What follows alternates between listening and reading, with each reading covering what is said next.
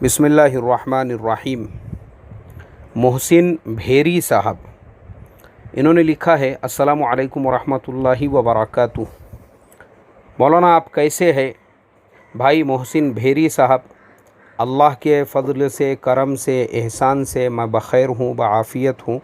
जज़ाकल्लाहु खैरन व अहसनुल जज़ा। मेरी सेहत के बारे में पूछने के लिए अल्लाह आपको सेहत दे और तंदुरुस्त रखे, आमीन सुम्मा आमीन। आपने इस वीडियो में बिल्कुल सही फरमाया कि हमारे लोग इमाम और मुअज़्ज़िन की ज़रा भी ख़बर नहीं करते हैं। बेचारे लोग अभी भी डब्बे लेकर घरों में जाते हैं खाने के लिए।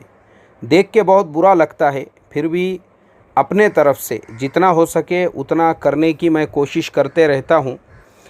मुझे तो ताज्जुब है लोगों के सवाल पे जो हो रहा है कि इमाम साहब को इतनी तनख्वाह क्यों देते हैं। ज़्यादा से ज़्यादा अगर किसी को होगी तो 12 से 15 हज़ार रुपये तक, उससे ज़्यादा नहीं। अक्सर तो 10 हज़ार से भी कम है और वो भी लोगों को हज़म नहीं होती है। आपके जो सजेशंस है उससे बिल्कुल इत्तेफाक राय मेरा भी है। इमाम और मुअज़्ज़िन should be the first citizen of our mohalla, our basti. जैसे देश के प्रेसिडेंट को कहा जाता है फर्स्ट सिटीज़न ऑफ इंडिया और उसके वाइफ को कहा जाता है फर्स्ट लेडी, वैसे ही हमारे इमाम साहब भी फर्स्ट होना चाहिए मोहल्ले के। आपकी सोच माशाल्लाह बहुत अच्छी है, अल्लाह आपको कामयाबी दे। मैं भी आपके साथ में काम करना चाहता हूँ। मेरे लायक जो भी खिदमत होंगी प्लीज़ आप बिला झिझक मुझे बताइए। मौलाना आपसे मिलना चाहता हूँ, इंशाअल्लाह अगर ज़िंदगी रही और ये बीमारी वगैरह ख़त्म हो गई तो इंडिया आने के बाद ज़रूर आपसे मिलूँगा इंशाअल्लाह। अस्सलामु अलैकुम वरहमतुल्लाह। मोहसिन भेरी, अजमान, UAE। मोहसिन भाई माशाअल्लाह आपके ख़यालात बहुत अच्छे हैं, लेकिन मैं आपके जो आखिर में आपने 2 बातें कही है, आप मेरे से मिलना चाहते हैं, कभी भी आप इंडिया इंशाअल्लाह तशरीफ़ लाइए। पूना के अंदर ही मैं रहता हूँ, मैं भी एक मस्जिद में इमामत करता हूँ, इमाम ही हूँ मैं भी, और उसके अलावा अपना छोटा सा जो है इस्लाही मुआशरा फाउंडेशन है। तो आप कभी भी तशरीफ़ लाएंगे आपका मोस्ट वेलकम है। बहरहाल अभी आपने जो है ना ये बहुत सारे पॉइंट्स जो यहाँ पर लिखे हैं इमामों की तनख्वाहों के उसके ताल्लुक़ से, असल में मोहसिन भाई मैं जो पर्सनली काम कर रहा हूँ, अभी तो हम लोग ऐसे इमाम्स जो रिटायर हो चुके हैं उन लोगों को अल्हम्दुलिल्लाह हम जो है तकरीबन मैं समझता हूँ 2018 की बात है, ये 5 सितंबर को पूरे दुनिया के अंदर टीचर्स डे मनाया जाता है। तो उस वक्त में मुझे ये महसूस हुआ था कि लोग टीचर्स डे मनाकर हैप्पी टीचर्स डे और टीचर के नाम पे जो है फेसबुक पे, व्हाट्सएप पे मैसेजेस चलाते हैं, और टीचर्स का हाल ये होता है वो बेचारे फाका कशी के ऊपर मजबूर है। स्टूडेंट्स बड़ी बड़ी तनख्वाहें ले रहे हैं, उन्हीं टीचर्स के सिखाए हुए उलूम पर स्टूडेंट्स बड़ी बड़ी कंपनियों में जॉब कर रहे हैं, और टीचर्स का हाल ये है कि टीचर अभी उस मदरसे के उस्ताद भी नहीं रहे, उस महल्ले के इमाम भी नहीं रहे। तो फिर हमने क्या किए, हमने ऐलान किए कि इंशाअल्लाह ऐसे जो बुज़ुर्ग उलामा हैं हम उनको पेंशन देंगे। और अल्हम्दुलिल्लाह अगला ही जो महीना था, नेक्स्ट जो मंथ था अक्टूबर 2018 से ये पेंशन का सिलसिला शुरू हुआ। और अल्हम्दुलिल्लाह जो लोग उस वक्त से हमारे साथ में जुड़े हुए हैं, बहुत सारे उलामा ऐसे हैं कि उनको कंटिन्यू पेंशन जा रही है। कुछ उलामा के जो पेंशन देने वाले थे उनको हीरा गोल्ड में 10-10 लाख रुपये का लॉस हो गया, तो उन्होंने हमारे पेमेंट करना बंद किया, तो उनका पेमेंट आगे जाना भी रुक गया। ऐसे ही कुछ लोगों का तिजारत के अंदर घाटा हो गया। ऐसे बहुत सारे प्रॉब्लम्स होने की वजह से ऊपर नीचे कुछ हुआ सिलसिला, लेकिन अल्हम्दुलिल्लाह वो सिलसिला चल रहा है अल्लाह के फ़ज़लो करम से। लेकिन अब जो मसला है, मसला उन उलामा का है, उन अइम्मा का है जो करंटली आज इमाम हैं। बहुत से ऐसे हैं नौजवान बच्चे हैं जो अभी अभी मदरसों से फ़ारिग हुए हैं, उनके लिए क्या वो भी यही करते रहेंगे? 5-6 हज़ार रुपये में पूरी अपनी लाइफ जो है किसी मस्जिद की खिदमत में लगा देंगे, मदरसे वाले उनको यूज़ करेंगे, उनसे चंदे कराएंगे लाखों के, और उनको तनख्वाह नहीं देंगे बराबर ढंग की, खाली उनका यूज़ होगा। तो इसके लिए हमने सोचे कि अब हम ये नहीं होने देंगे, हमारा इमाम वो किसी का ग़ुलाम नहीं रहेगा। आपने जो कहा ना फर्स्ट सिटीज़न ऑफ मोहल्ला, वो पोजीशन पे इमाम साहब को लाने के लिए अब हमने ये सोचा है कि जो हमारे उलामा अइम्मा ऑलरेडी इमाम हैं किसी मस्जिदों के अंदर, वो उनको तिजारत के, कारोबार के और बिज़नेस के ऐसे फ़ॉर्मूले बताए जाए जिन पे अमल करते हुए हमारे इमाम साहब इमामत के साथ में वो इल्म, वो हुनर, वो फ़न के साथ में ऐसा कुछ करे जिसकी वजह से जो है उनके आमदनी उनकी बढ़ सके। दूसरी तरफ जो नौजवान उलामा है जो नए नए मदारिस से फ़ारिग हो रहे हैं और जो अंडर एज है, अंडर एज मतलब जिनकी उम्र 20 साल, 22 साल, 25 साल है, तो सबसे पहले अगर उन्होंने 10वीं तक किसी स्कूल के अंदर तालीम हासिल की है तो अच्छी बात है।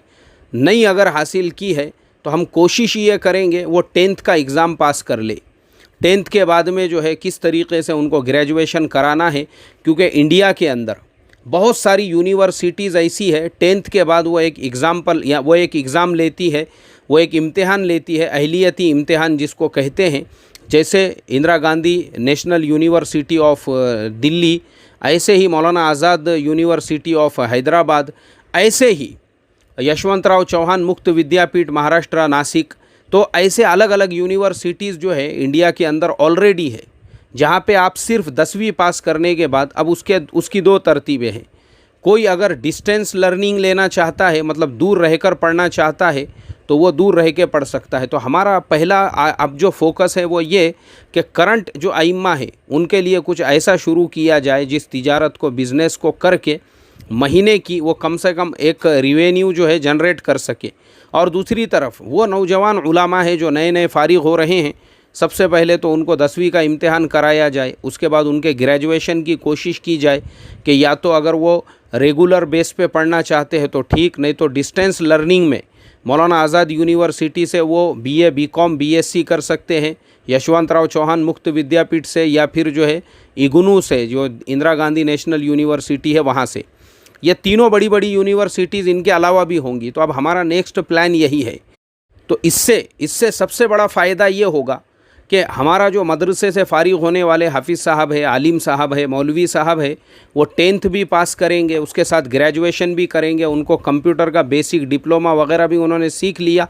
अब उसके बाद ये जो तबका है हमारा, अब चूँकि गवर्नमेंट ने बहुत सारे रिज़र्वेशंस रखे हुए हैं, इन लोगों के अंदर कौन ऐसा है जो OBC में आता है, कौन ऐसा है जो SC में आता है, और कौन ऐसा है जो ST में आता है, कौन ऐसा है जो इसके अंदर जो है रिज़र्वेशन की कैटेगरीज़ में आता है। गवर्नमेंट की जॉब्स निकलती है, टीचर्स की जॉब्स निकलती है, उसके अलावा अलग अलग फैकल्टीज़ के अंदर गवर्नमेंट की जॉब निकलती है, सेंट्रल गवर्नमेंट की जॉब्स निकलती है, प्राइवेट सेक्टर के अंदर बहुत सारी जॉब्स निकलती है।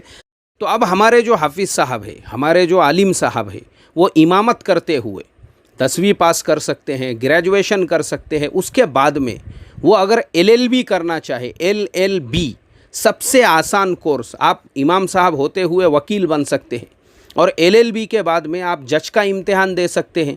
अगर आप जज के इम्तिहान में पास हो गए तो इससे बड़ी हैरत की बात क्या होगी कि एक हमारे आलिम साहब जो है मस्जिद के इमाम साहब थे, और देखो इमाम साहब रहते हुए उन्होंने LLB किया और आज वो जज बन गए हैं। कोई इम्पॉसिबल नहीं है। देखो आप इंडिया में रहते हो तो इंडियन गवर्नमेंट ने आपके लिए जो जो फैसिलिटीज़ दी है फ़ायदा उठाना चाहिए। हमारे एक दोस्त है, वो कलेक्टर साहब है, क्लास 1 ऑफिसर है और इस्लाह मुआशरा के मेंबर है। वो हमारी तफसीर भी सुनते हैं, बयानात भी सुनते हैं और ख़ुद ताउन करते हैं। जो हमारी पेंशन योजना है उसमें भी वो ताउन करते हैं। तो उनसे मेरी अभी बात हुई थी कुछ दिनों पहले, तो उन्होंने ये बतलाए थे, बोले मौलाना हमारे लोगों को ये पता होना चाहिए गवर्नमेंट के कोर्सेज़ क्या क्या है, गवर्नमेंट की फैसिलिटीज़ क्या क्या है। मौलाना आज़ाद कॉरपोरेशन के नाम से गवर्नमेंट हर साल हज़ारों करोड़ रुपये पास कर रही है, वो कहाँ जा रहा है, हमारे लड़के लोग यूज़ क्यों नहीं कर रहे हैं। इसी तरीके से उन्होंने कहा कि गवर्नमेंट की बहुत सारी स्कीमें, अभी जैसे जन धन योजना है उसमें 500-500 रुपये मिल रहे हैं। तो मुसलमानों ने भी पहले से अगर वो उसके अपने अपने बैंक में अकाउंट ओपन करके रखे हुए होते थे, उनको भी मिलते थे। उसकी पूरी हमने फॉर्मेलिटीज़ कंप्लीट करना चाहिए। उसके अलावा उन्होंने ये बतलाए कि 1000 रुपये महीना गवर्नमेंट की तरफ से 65 साल से ऊपर की उम्र वालों को सबको मिलते हैं। वो हासिल करने की हमने फ़िक्र और कोशिश करना चाहिए, क्योंकि देखो आप जब इंडिया में रहते हैं और इंडियन गवर्नमेंट आपको जो जो फैसिलिटीज़ दे रही है, बिल्कुल आपने लेना चाहिए, हासिल करना चाहिए। तो मेरा बताने का मकसद यही है कि हमारा मौलवी वो 10वीं 11वीं 12वीं पास करने के बाद, ग्रेजुएशन करने के बाद में क्यों भाई, क्या ज़रूरत क्या है? आपको किसने बोला कि आप जो है लोगों के मोहताज बन के रहो? जैसा आपने बताया डब्बा लेके घूमने की क्या ज़रूरत है हमको? कोई ज़रूरत नहीं है हमको। मालदारों के होता ये है, हमको ये लगता है, हम जो मालदारों के साथ में उठते बैठते हैं, अरे यार ये मालदार साहब तो बड़े आदमी हैं, अरे यार ये मालदार साहब तो बड़े पैसे वाले हैं। अरे कोई मसला नहीं है, आप उनसे ज़्यादा पैसे वाले, उनसे ज़्यादा मकाम मर्तबे रुतबे वाले, उनसे ज़्यादा आप एजुकेटेड बन सकते हो। उसके लिए आपको थोड़ा सा अपनी सोच को चेंज करना पड़ेगा। जिस ज़माने में मैंने 10वीं का इम्तिहान दिया था, मेरे भी 2 बच्चे पैदा हो चुके थे। 2 बच्चों का बाप बनने के बाद मैंने 10वीं पास किया, उसके बाद मैंने ग्रेजुएशन किया। तो बहुत सारे लोग समाज में ऐसे थे जिनका कहना यह था ये दुनियादारी है, दुनियादारी है, दुनियादारी है। हाँ, क्या बोलेंगे अभी आप ऐसे लोगों को? तो ऐसे लोग रहते हमारी समाज के अंदर। यही लोग हैं जिनकी वजह से मुसलमान समाज कुएं का मेंढक बना हुआ है। यही फतवे देने वालों की वजह से, जिन्होंने मुसलमानों को पिछड़ा हुआ रखा हुआ है। अरे भाई, मुसलमान क्या पढ़ लिख के ये दुनियादारी, किसने बोला आपको दुनियादारी? एक मुसलमान या एक इमाम साहब ग्रेजुएशन करके इमामत नहीं कर सकते, जॉब करके इमामत नहीं कर सकते। और वैसे ही जो लोगों ने दुनियादारी के फतवे दिए थे, उनको मैं बता दूं, ये सालों पुरानी बातें हैं, लेकिन आज भी मैं खुद एक मल्टीनेशनल कंपनी में काम करते हुए मस्जिद का इमाम हूँ। मैं इमामत कर रहा हूँ या नहीं कर रहा हूँ, मुझे आप बताओ, कौन सा दुनियादार बन गया मैं? तो अल्लाह रहम करे। ये जो सोच है ना, सोच, ऐसे बहुत सारे समाज के अंदर जो है ऐसे लोग मौजूद हैं जो लोगों को आगे बढ़ने नहीं देते। वो लोगों को ये बोल बोल कर रोकते हैं, ये दुनियादारी है, हमको तो अल्लाह ने आखिरत बनाने के लिए पैदा किया, बस आखिरत की फ़िक्र करना है। अरे भाई, तू ग्रेजुएशन करके भी तो आखिरत की अच्छे ढंग से फ़िक्र कर सकता है ना, अच्छे ढंग से कर सकता है। किसने बोला तुझे? अच्छी जॉब करके भी आखिरत की फ़िक्र कर सकता है, हायर एजुकेटेड बनकर भी आखिरत की फ़िक्र कर सकता है। और अगर नहीं पढ़ेगा, नहीं लिखेगा, अगर आखिरत की ही फ़िक्र करना है और उसके बाद दुनिया से बिल्कुल जो है एकसू हो जाएगा, उसके बाद में जब फाका कशी मजबूर करेंगी तो चोरियाँ करेगा, डकैती करेगा, फिर झूठ बोलकर कमाएगा, लोगों को धोखे देगा, 2 नंबर के धंधे करेगा। उसके बाद फिर जो है, अब अल्लाह रहम का मामला फरमाए, क्यों दीनदार बनने को निकले थे, आखिरत की फ़िक्र करने को निकले थे, अल्लाह के नबी के तरीक़े से हटकर, तो यही हाल होगा। इसलिए कि रहबानियत में, ईसाइयत में, यहूदियत में और इस्लाम में यही फ़र्क है कि रहबानियत का जो तसव्वुर है वो यहूदियत और नसरानियत में है। इस्लाम आपको ये कहता है आप हायर एजुकेटेड बनो, अच्छे से अच्छी तालीम हासिल करो, आखिरत की फ़िक्र आप उसके साथ में भी कर सकते हैं, उसी को दीन बनाओ। आप हायर एजुकेशन को ही ये नीयत से हासिल करो, इसके ज़रिए से दीन की खिदमत करूँगा। तो बहरहाल मेरी तकरीर काफ़ी लंबी चौड़ी हो गई।